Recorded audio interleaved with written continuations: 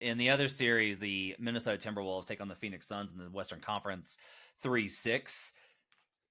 Minnesota works all year. They lose out on the number 1 seed by a game that they lost on Sunday to the Phoenix Suns. If the Nuggets had lost their game to Memphis, the Wolves would have gotten the 2 seed and been in such a better position. But the Wolves fall to 3. The series price on this game, Suns -120 as the 6th seed dog. Wolves +100 at BetMGM. The shortest series spread line, Suns -1.5 is +155. So they are predicting a game 7 here. And then Wolves +1.5 is currently at -160. So, I hate these series where the books are like, this is just a miserable line. Because if you like Minnesota, you're getting them as a dog, but not as like a monster dog. They're like, the books are still like, well, no, they're power rated better. And, and they have home court advantage. So you don't get a good number there. Oh, but I think the Suns are going to win the matchup.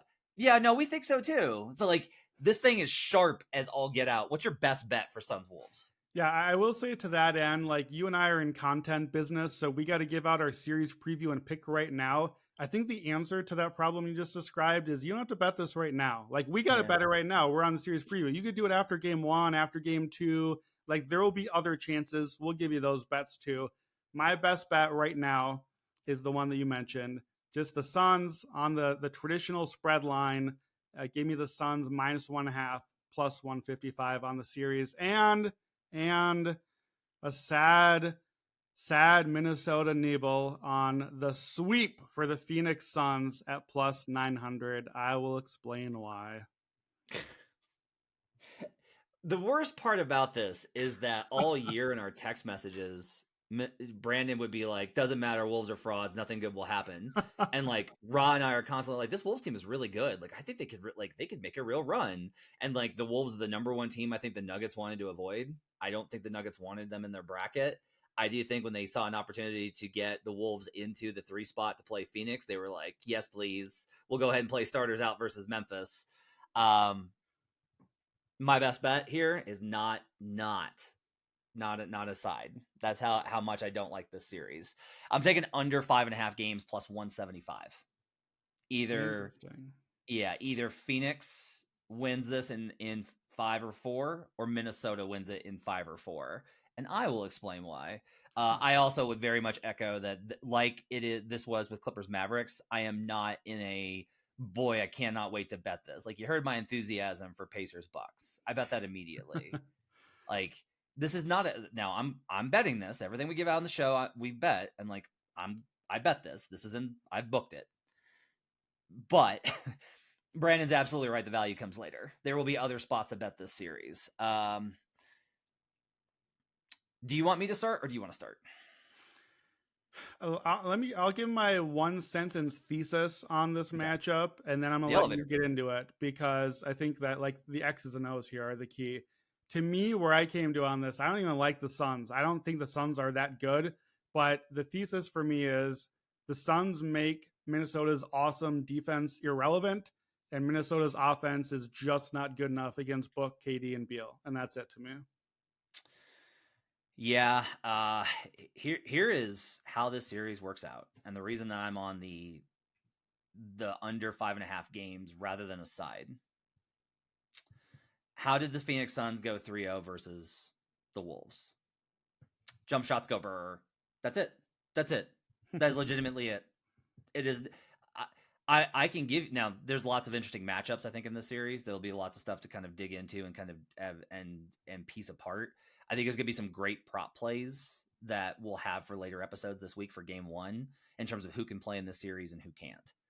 But the core of this is really effectively this. In the 3 games that they played this season, the Suns' expected field goal percentage based off of where they shot from was 54%. It's terrible.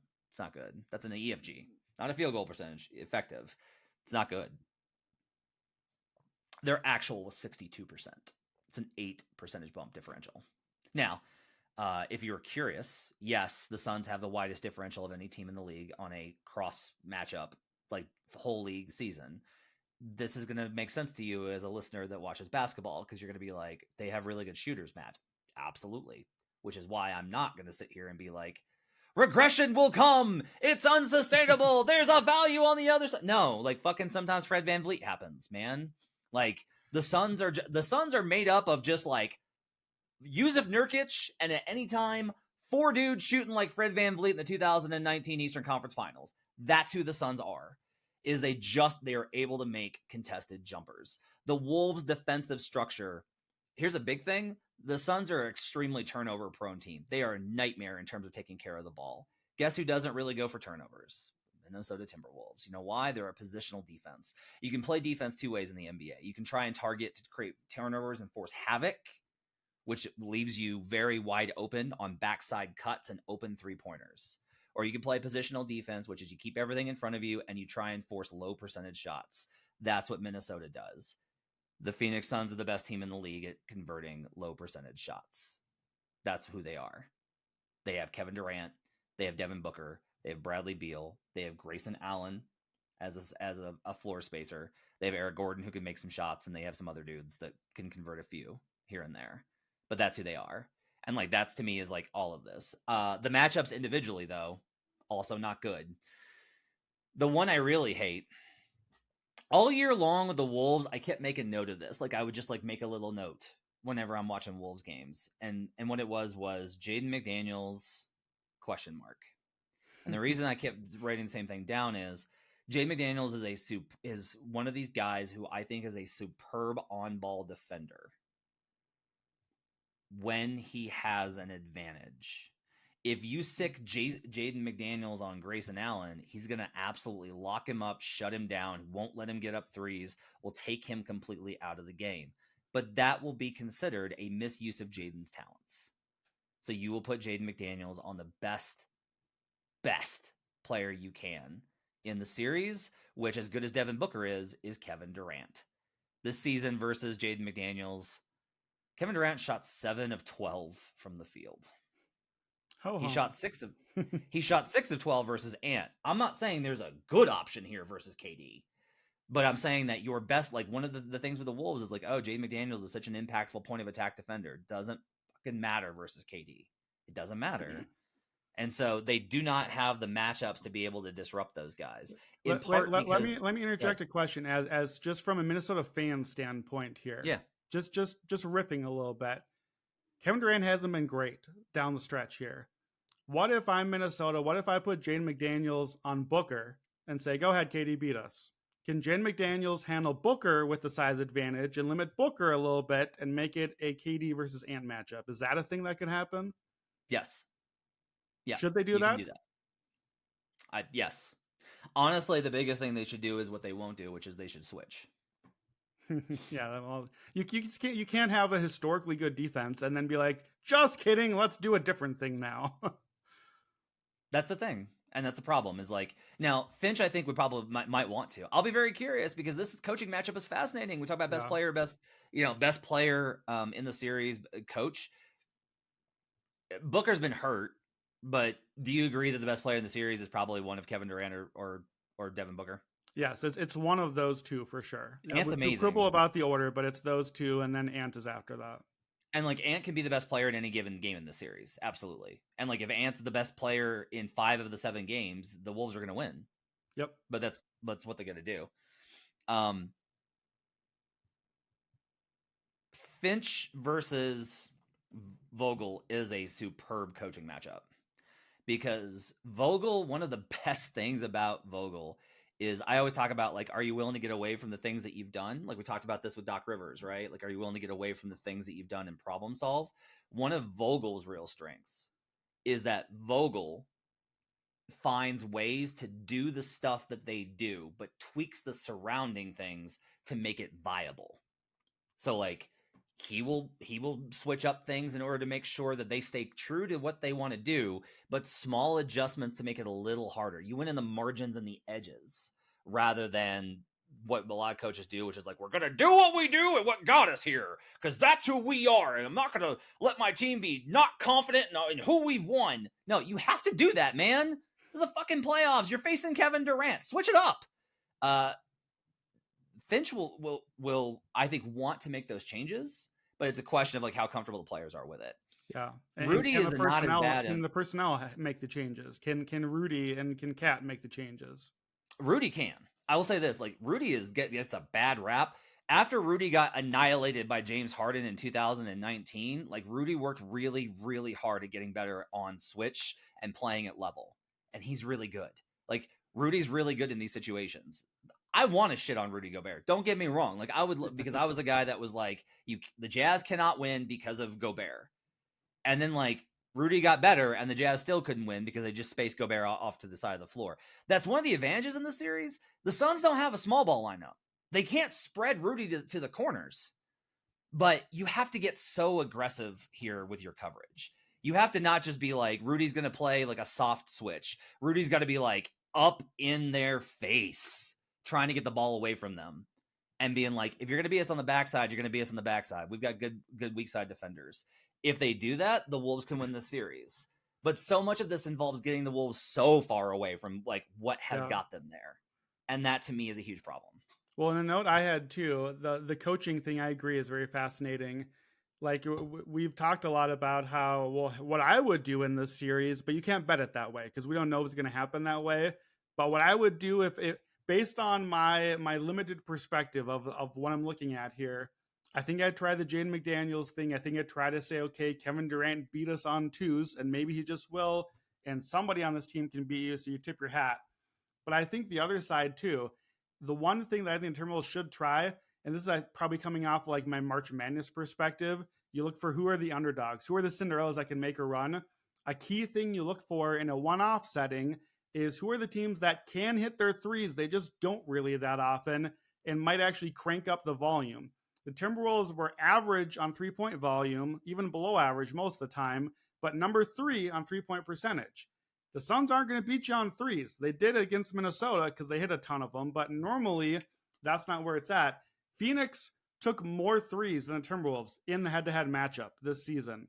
It's not going to work. That's not going to work for Minnesota when you got Booker and KD and Beal just making all the shots. Like, you can't go toe-to-toe on twos against Phoenix with this type of defense and beat them. You're going to have to do something. So to me, is Finch willing to make the first move? And is Finch willing to play like the underdog? You were almost the 1 seed. It's not easy to play like the underdog and to make the first move and to make the adjustments early. I think there are some avenues where I don't know that I'll love Minnesota, but where I can like create a path for them. And they don't involve things. I have 8 avenues I'll give you in a little bit here when we get to them of like, I tried Wolves fans to come up with ways to believe. I came up with 8 and I shot them all down. But one of my most intriguing ones is Chris Finch, underdog, switch some things up on coverage, but especially start bombing threes and try to win on math, because we know with the Suns, you can beat them on math still. That still is a way to get them. 3 is still greater than 2, even in this matchup. I have the numbers on Phoenix when they shoot threes, and it is terrifying. This has been like the thing, and they started doing this versus the Nuggets, which is where I got started on this. Is going into the year, I was just like, they're not going to shoot enough threes, and that's going to be a real problem for them. And it's like, well, we got Durant and Booker and Beal. It would hardly be fair if we also shot threes. We'll just not shoot them, so it's fair. How about this? This season, when they make more threes than their opponent, the Suns are 26-7 at 79% straight up, and 23-9 for 72% against the spread. If you want to know what the full season numbers are on this for like all teams, like, okay, Matt, but like most teams should win when they make more threes. You're right, but here's the differences. It's straight up 79% for the Suns versus 68% for the league, 72% against the spread versus 68% for the league. That's a meaningful difference. Yeah. It basically means that like if the Suns do this, they are absolutely like they are very, very, very likely to win the game. And that to me is like, that's a huge, huge thing. If we look at post All-Star, by the way, the Suns of those, I'm looking at this, of the games in which the Suns have played of that stretch, 13 of those games have come since All-Star break. So they've played a lot of these games. They have shot the three way more since All-Star break, and it makes a meaningful difference. By the way, they did shoot more threes than the Wolves in this last game as well. Yeah, and they hit 16 of them at 55%, which my immediate response to that, being the numbers person I am, is, well, shooting luck, outlier, that won't happen again. Yep. It's Booker and Beal and Durant and Grayson Allen, by the way, and Eric Gordon. Like, it's all, they built their entire team around parade jump shots. They made the whole house out of jumpers. And frankly, Minnesota's defense is built entirely around, go ahead, shoot your jumper. We're going to beat you anyway. Like, that's the thing they're trying to get you to do. It's just a nightmare matchup. Look, I follow all the Minnesota Timberwolves Twitter people. This is theoretically my team. I read all the stuff. Even the Minnesota believers are like, before the season, even before we started, even before we knew the 1 seed wasn't in play, this is the one team we never wanted to get any part of. And it hasn't gone well. Game 3 of the season series, game 82, we just watched it Sunday. It's 44-22 in Minnesota to end the quarter in a spot where they could win the 1 seed, which is not trivial for this franchise. Like, that makes it a great all-time season instead of like, now here we are as the 3 seed, not even favored to win a single matchup. So I want to give you some of the numbers. We've talked about the season series, just how bad it got. They played 3 times. The Suns won all 3. If you have children listening, like, maybe just like don't let them listen to this for a little bit. It's terrible. The Suns won by 18 and 10 and 19. They were not like, we pulled away late. Nope. Halftime scores. Suns by 22. Suns by 16. Suns by 13. The first game, the Phoenix Suns made 17 threes on 55%. That's the same thing they did the third game. Minnesota shot 19% on their threes because guess what? They got defenders, not shooters. Phoenix has shooters, not defenders. That's not good for this series. Ant shot 4 of 16 in game 1, 6 of 19 in game 2. Okay, maybe that regresses a little better. Ant can make some shots. Timberwolves shot 39% from the field in game 2. 39% against the Suns, not going to get the job done. Ant, in the season series, scored 43 points. In 3 games, 43 points. You're not beating the Suns if Ant scores 43 over 3 games. Now, he shot 31%. He's going to have to do better.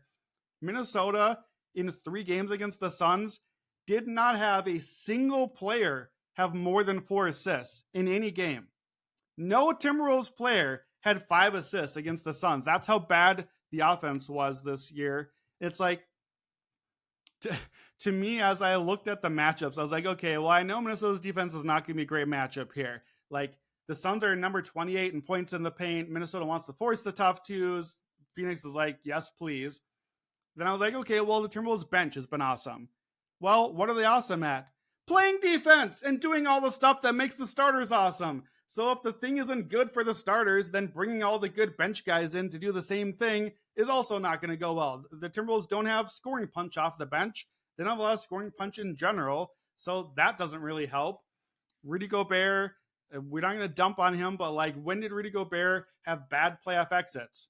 Clippers, Mavericks, Rockets, jump shot teams. Like, the teams are just like, yay, our superstars made shots over you. Sorry, go home. You don't belong here, Rudy Gobert. By the way, my Jazz ticket still 10 wins away from cashing the Western Finals ticket. I'm still 10 wins away, holding on to it. Throwback. I mentioned earlier that I had to nibble, the sad nibble on the sweep, and here's why. And I bet the Pacers earlier. If you like the underdog in the playoff series and you think they have a semi-realistic chance of winning the first 2 games, you have to bet the sweep. You have to, because is Minnesota a mentally tough team? I'm not going to answer the question, but you already know the answer to the question. That's where you're... Let me finish the point. Let me speak for the fans. Are Minnesota fans mentally tough? No, we are not. Everything goes wrong for Minnesota fans, and I promise you, Minnesota fans will come into this game saying, we just watched game 82. We just watched 81 games of work go out the window in one game because we cannot beat this team.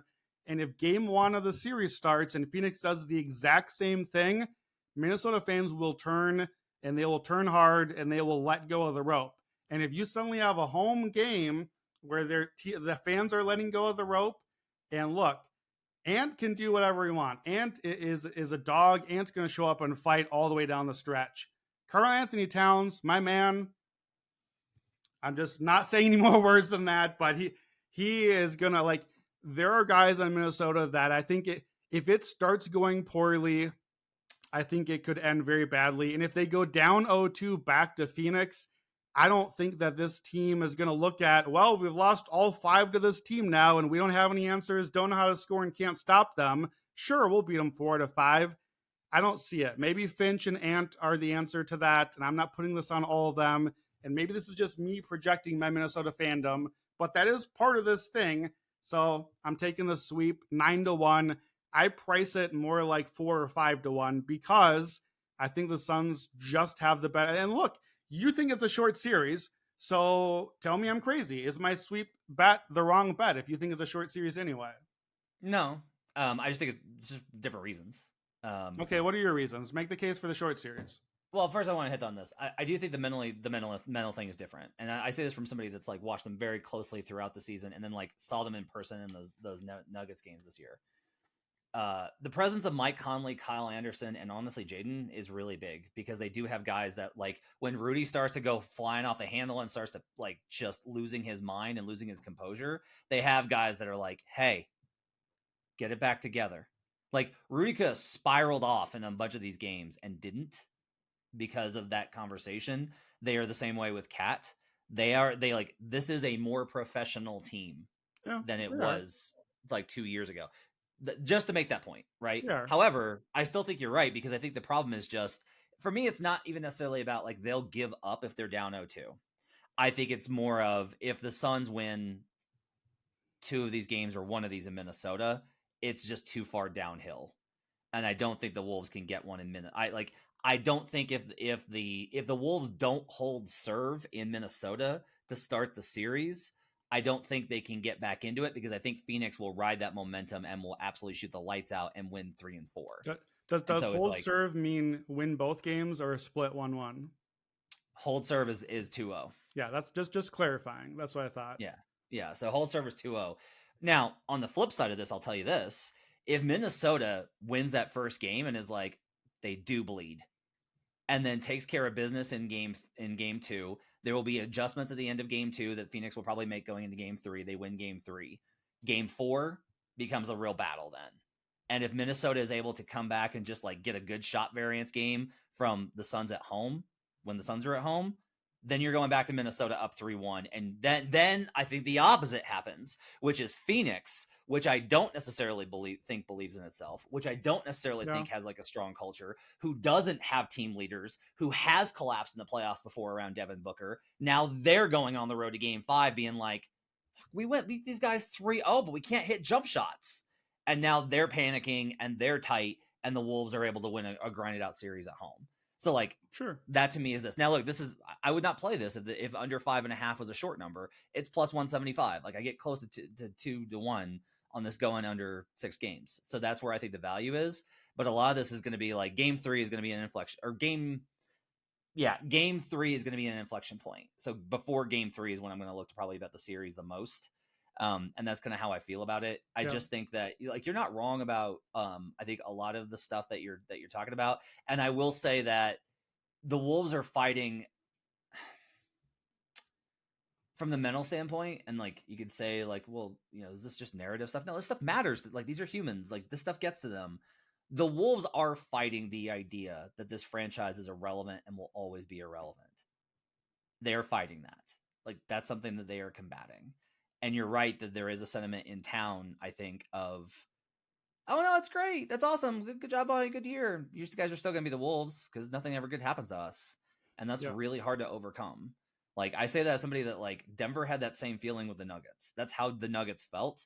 And that's why when they slept the Lakers, it was like a whole, like, a new day. It was like dawn had come on a whole new universe. Well, and it's from the fan standpoint. When you are that team, and you know this because you've been that team, like you're a Chiefs fan. You waited a long time for your Chiefs thing to become what it has become. Also, when you're that team, you as a fan, you don't let your guard down. You're like, no, this is not good. We're not good. It's not going to happen. No. And it takes a long time for you to buy into it and to believe. And I got to tell you, Matt, these Timberwolves for this regular season, they did it. They bought us. They made us believers. They made fans believers. They made a fan base believe that this team was it, is it, and like was ready to win a bunch of games and make a run.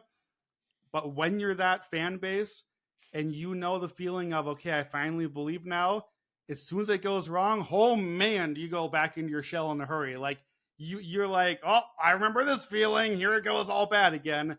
And that's not nothing, because when you carry the weight of what that is as a franchise, I think that's part of your mentality as a team and as a player as well. And like fans, Minnesota fans, myself, we want to believe. Like Ant does not seem like he gives a rip about any of the stuff we've said the last few minutes. Like that dude don't care. He's just going to go play hard and compete and go for it. And I still think Ant is the guy that changes this whole thing.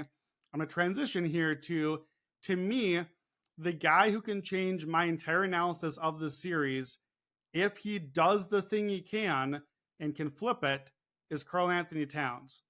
I don't think that Karl-Anthony Towns, I don't think the Suns have the right matchup for what Karl-Anthony Towns, paid as a max player superstar, is supposed to be and bring a team in a series. I don't think if he would be unleashed as what Towns at best in Minnesota a few years ago, if that version showed up in this series, started bombing threes, stretching the defense out, and actually defending. He's actually defended sometimes, and he's been okay this year. If that version of Towns was in this series, now we have Booker and Durant, Ant and Towns. Still, I'll take the Booker and Durant pair, but like now we got a pair, we got real offense. That version of Towns is who the Timberwolves need to get in the series. Now, the nihilist point of view is we're not getting that cat in the series, and that's why this is going to be the last basketball that he plays in Minnesota, because when he continues to not do that when it matters every single postseason in this spot, the team's going to have to make a change. And to me, this is the Towns series. It's time, buddy. Like they've been here. You had the play-in, you didn't show up. They had the postseason, you didn't show up. You played the Kings, they didn't show up. Like it's time, now or never. Karl-Anthony Towns, you do it, or you're probably not going to be the team next year. Which sucks, because if he hadn't gotten hurt, they probably get the 1 seed easy, and then they're facing a much better matchup. Minnesota luck. Agree. Man. Okay, we got to get out of here. I do want to make a few more notes on rotation stuff. So while you were talking, I looked up this season. Jaden McDaniel, when he has guarded Devin Booker, has had a lot more success. Booker is 7 of 16. 44% against Jaden McDaniel, including just 3 of 7 from 3-point range, and that's 43%, which is still pretty freaking good. Here's an insane one. Devin Booker doesn't have a single bucket on Nickeil Alexander-Walker this season. 0 of 9. Over.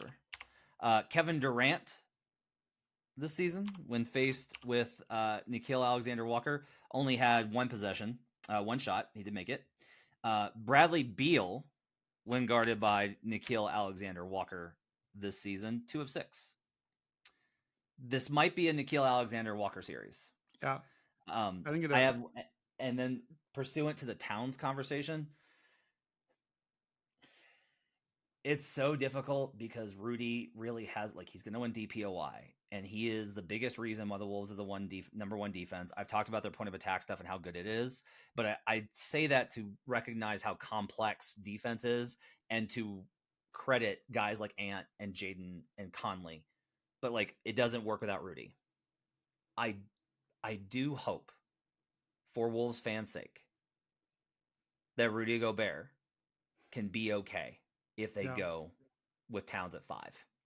Because if you go with Towns at 5, the Suns are going to be like, shit. Agreed. Because That's what I'm saying. That's the move that they have to try. Yes, because that now Nurkic has to get out of the lane. You can't leave Cat. And the Suns don't have a big option. If they go, okay, we'll put KD on Towns. Now that might work because Towns will never post up, and that pisses me off. Like, come on, Carl. If you got a small on you, go to work on the post, buddy. But that might be the move. But even then, now who's Nurkic guarding then? Yeah. Right? If you go Naz Reid at 4, he's guarding Naz, who can hit from 3. If they go small, Nurk's guarding that so it goes downhill. Finch, I think, knows this. Yeah. It's just a matter of it's back to the coaching thing, but it's not just coaching, it's like a team politics thing. And you've pointed this out where it's like, is this a Nickeil Alexander-Walker series? Yeah, I think it is. I think I'd rather have him out there than Jaden McDaniels sometimes. But guess which guy is on like a $2 million contract, and guess which guy is on like a $100 million contract, and which guy gets to play then? Is this a Rudy Gobert series or Karl Anthony Towns series? Well, guess which guy that the team traded 1,000 draft picks for and is definitely keeping next year? And guess which guy is the fall guy? And like, that stuff matters. That matters. I don't know if it necessarily matters to the coach, but I think it does, because like that, all the front office stuff plays in. So I think it's also, it really honestly, part of this is that if you bench Rudy, you'll lose him.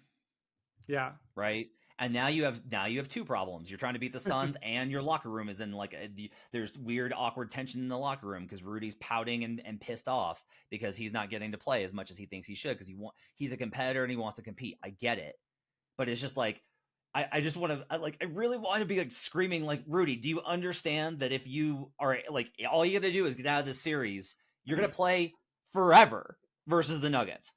You will play until you foul out in that series.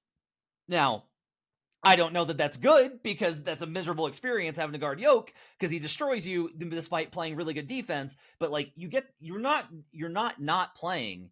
You're trying to win a series, and you're doing whatever is necessary to win that series. You have to cause problems for the Suns and take advantage and get away from the problems they present you. And trying to do what you do has not worked. So we've made all this case, and so. Because we know how the NBA works, Brandon has Suns -1.5 plus 155. I'm on under 5.5 games plus 175. One more point from Brandon. Yeah, let me. It's one more point. I promise I'll make this fast. I told you I had my ways for the Wolves to compete. I'm just gonna run through them lightning round. Give me a yes or a no. Can this be a reason that the Wolves compete in the series? Number 1, Ant's the best player in the series. Yes or no? Yes. Okay. Number 2. Towns takes advantage of the mismatch, does the Towns stuff we talked about. Is that a possibility, yes or no? Yes. Okay, number 3, Minnesota, huge depth advantage. Can they take that to their advantage, yes or no? No. Okay. Number 4, Finch makes the first coaching move, cranks up the threes like we talked about. Can that happen, yes or no? No. All right. 4 more. Number 5, well, this one's obvious. It's Jaden McDaniels and all the perimeter guys just make it a nasty, ugly series. And can the Timberwolves win an ugly 90s throwback defense series? Yes, with turnovers. Okay. Number 6, we didn't talk about this point, so it's good to keep in mind. Timberwolves are plus 9.2 in the second half, best in the NBA. The Suns are minus 12.1, worst in the NBA in the fourth quarter. Can the Timberwolves hang around and win a couple of Suns meltdown late comebacks to take the series? No, those trends don't hold in postseason. I agree. I those trends are real, but also it's still Durant and Booker in the postseason. Timberwolves are plus 8.9 at home, 4th best in the NBA. The Suns have not been good on the road, especially in the first half. Timberwolves have home advantage. They get game 7 at home. Can that propel them to a series win? Yes. Okay. Because they have home court to game 7. Last one. Kevin Durant since the All-Star break, and I realize they're still pretty good. He's shooting 50, 37, and 82. That's not good for Durant. It's not good for KD. He's down to 4.5 free throw attempts. I think he's one of those guys that the physical style has maybe not gone well for older man KD. Only 110 offensive rating, 1.5 BPM. That's not good. That's not even All-Star level. Can KD being cooked for the second half of the year be the reason the Timberwolves hang around and win a series? Yes, his playoff numbers have been bad the last couple of years. Agreed. I will say yes. I think that your estimation of KD, I am not as worried about the late season fall off as you, but KD. I am more worried about general, like, hey, KD has not been good in the playoffs in a long time. For a couple of years now. Yeah. So that to me, those are the reasons for hope. I did a historical deep dive on like Timberwolves, this crazy good defense. Just the short bullet point is they're -6 relative defense to the rest of the league. They're 6 points better than the average defense with a pretty average offense. Here's some hope, Timberwolves fans. I found 17 teams like that the last 3 decades. 11 of 17 made the conference finals, 65%. That's 2 out of 3. Only 1 lost the first round. That was a Rockets team missing Yao, who was their stud defensive player. History says that the better seed wins here, and that the all-time great defense from the regular season wins at least a series. That's what I thought I was picking, Matt, when you and I talked yesterday before I did the series-specific stuff. Oh, man, am I not there anymore. I'm on the Suns. But I want to believe. I will try to believe. Wolves fans, I will try to be a fan and not an analyst for this series. My last bullet point simply says, I am sad. I'll take under 5.5 plus 175. We'll go with that. So the recap, Brandon's on every Pacers bet imaginable, all of the Pacers bets. I'm on Pacers plus 100. I am going to play the Pacers -1.5 as well. Brandon's on Suns -1.5 plus 155, and I'm on under 5.5 games plus 175. Tomorrow, you'll have best bets on the Wednesday play-in tournament games, if that's not already up in the feed already. And then we will continue on, and we will hit the 2 7s with the Denver Nuggets taking on the winner of the 7-8, and the New York Knicks taking on the winner of a very, very interesting 7-8 in Sixers Miami. Thanks for joining us. Appreciate you guys being with us. My thanks to David Payne for getting through a very typical length episode of Matt and Brandon. My thanks to Hutton Jackson on the video crew. By the way, shout out to Hutton. Posted some good news on his Twitter account. Shouts for the double hit there. For the double for Hutton Jackson. Make sure to check out youtube.com/The Action Network for all of our live shows. We'll be back again with you. I think we're going to do, by the way, we're going to do Buckets Live on Wednesday night.